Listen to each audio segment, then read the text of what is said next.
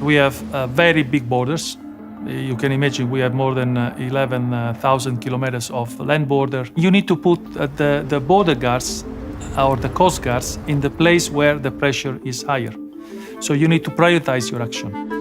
Frontex, the European Border and Coast Guard Agency, collects information from all around Europe to create the most up-to-date picture of the external borders and beyond.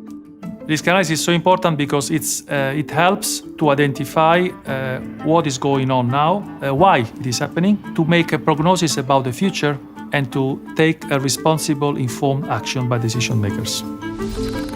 Before the agency sends people and equipment to EU borders, it must determine where its help is needed most.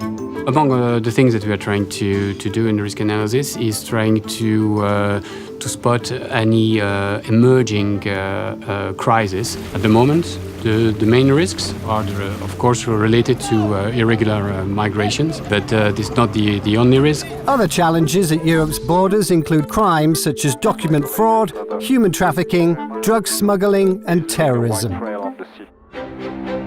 The agency is also looking to prevent future crises by recommending how to strengthen border control at Europe's borders.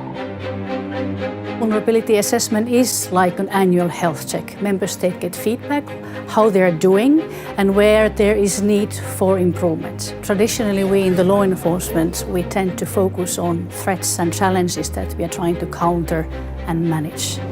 The vulnerability assessment has another focus. It looks at our own capabilities, it looks at our own capacities.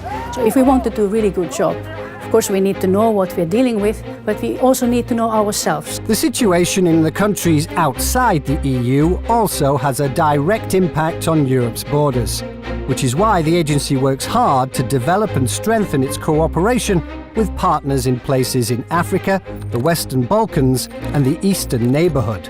Internal and external security are very closely connected. Cooperation with countries outside the European Union is certainly a key priority for us.